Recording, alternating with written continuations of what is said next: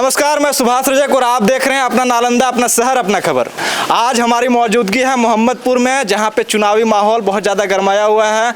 और आपको पता होगा, जैसे जनसुराज की लहर चली है कुछ 5-6 महीनों से और आज जो है आरसीपी सिंह जी की बेटी जो है यहाँ पे चुनाव प्रचार प्रसार कर रही हैं। तो चलिए इन्हीं से जानते हैं किस प्रकार से अपनी दावेदारी पेश करती हैं। क्या लगता है आपको, जनसुराज किस प्रकार से अपनी मजबूती यहाँ पे पेश करेगी? अब मेरा नाम लता हुआ, आपका बहुत बहुत धन्यवाद। अभी मैं अपने विधानसभा के सारे गांव का भ्रमण कर रही हूं, लोगों से मिल रही हूं, उनकी समस्याएं देख रही हूं, महसूस कर रही हूं और सबसे संपर्क बना रही हूं। आप पर्सनली चुनाव में उतरना चाहती हैं या फिर किन्हीं के लिए प्रचार कर रही हैं? नहीं, मैं चुनाव लड़ना चाहती हूं, बाकी तो पार्टी तय करेगी कौन उम्मीदवार होंगे। अभी मैं भ्रमण कर रही हूं और अपने पार्टी के बारे में सब लोगों को बता रही हूं, जानकारी दे रही हूं।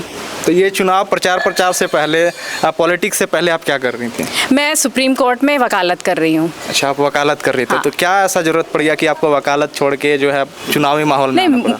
देखिए, मुझे हमेशा से जनसेवा करना था, तो अब मुझे लगा कि अब मौका सही है मेरे लिए, तो इसलिए मैं आई हूँ। मैंने राजनीति में प्रवेश किया है और मैं लोगों की सेवा करना चाहती हूँ, इसलिए मैं आई हूँ। ये नीतीश कुमार जी का गढ़ बन गया है। यहाँ पे नीतीश कुमार जी नालंदा जिला से ही हैं, मुख्यमंत्री हैं, आपके ग्रामीण विकास मंत्री हैं यहीं से, आपके पर्यावरण मंत्री यहीं से हैं, सांसद यहीं से हैं। क्या लगता है कि इतनों के बीच में अपना मजबूती पेश कर पाइएगा? देखिए, अभी हम हर एक गांव जा रहे हैं, लोग देख रहे हैं कि लोग अभी भी, आप कह रहे हैं कि भाई मुख्यमंत्री जी यहीं के हैं, ग्रामीण विकास मंत्री यहीं के हैं, लेकिन आप देखिए क्या है, गाँव में विकास हुआ है क्या? लोग अभी भी, लोगों के अभी भी उनकी जो प्रॉब्लम्स हैं वो बिल्कुल भी रिजॉल्व नहीं हुई हैं। तो जनता तय करेगी कि इस बार किसको चुनना है, और जनता बदलाव चाहती है, क्योंकि 20 साल से देखिए विकास दिख नहीं रहा है। भले लोग बोलें, लेकिन भले मुख्यमंत्री जी और बड़े बड़े मंत्री लोग वो दावा करेंगे कि हमने ये किया वो किया, लेकिन एक बार गांव में आके देखें, गली गली घूमें, क्या दिक्कत है, क्या समस्या है। जैसे आपकी पार्टी पलायन रोकने की बात करती है, रोजगार की बात करती है, तो किस प्रकार से आप जो है पलायन रोकेंगे, रोजगार की यहाँ पे जो है रोजगार आएगी किस प्रकार? पहले युवाओं को हम अच्छी शिक्षा देंगे, उनके कौशल को अच्छे से डेवलप करेंगे, फिर रोजगार के मौके मिलेंगे, स्वरोजगार की अपॉर्चुनिटीज़ आएंगी, कारखाने लगेंगे, इस हिसाब से कि भाई लोगों को पलायन ना करना पड़े और वो अपने ही स्टेट में, अपने ही प्रदेश में, अपने ही गांव में, अपने ही घर में रह करके वो अपना जीवन अच्छे से व्यतीत कर सके और अपने परिवार का ख्याल रख सके। चलिए, बहुत बहुत धन्यवाद आपका। और भी लोगों से जानेंगे किनकी सरकार आने वाली है। क्या लगता है चाची, किनकी सरकार आने वाली है? जी, कहीं चाह रहे हैं जनसुराज पार्टी।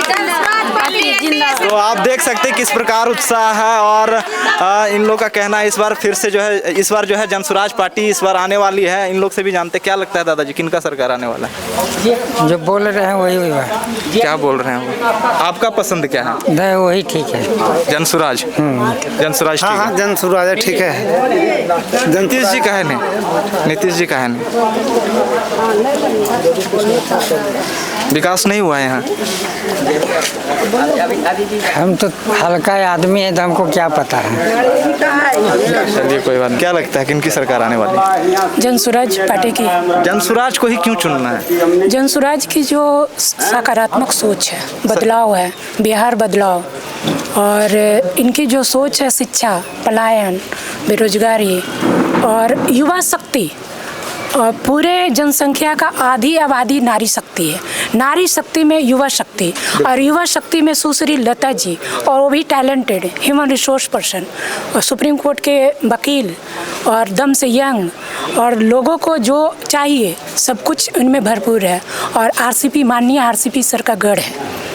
तो लोग, ये तो लोकतंत्र की सरकार है, तो जनता जो चाहेंगे, बस जनता से आप पूछ लीजिए, जनता तो चाह रहे हैं बदलाव। बिल्कुल, और बदलाव होनी चाहिए। जैसे मैम एक प्रश्न करना चाहेंगे, जैसे अभी बरसात का समय है, हर एक साल जो है बिहार में बाढ़ की समस्या बनी रहती है, जिसकी वजह से लोग जो हैं काफ़ी परेशान हो जाते हैं, आर्थिक समस्या हो जाती है उनको।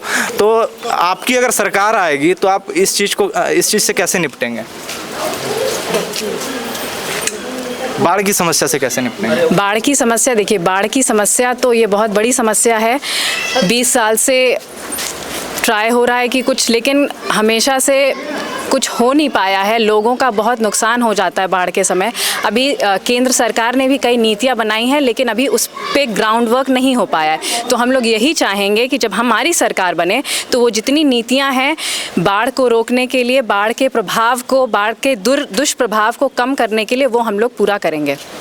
अच्छा, इतनी कम उम्र में ये प्रेरणा कहाँ से आई है कि आपको जन सेवा करना है? नहीं जी, मुझे शुरू से ही जन सेवा ही करनी थी, तो अब मुझे मौका मिला है, इसलिए मैं जनता के बीच आई हूँ कि मैं योगदान दे सकूँ इस क्षेत्र के विकास में और लोगों के जीवन के बदलाव में।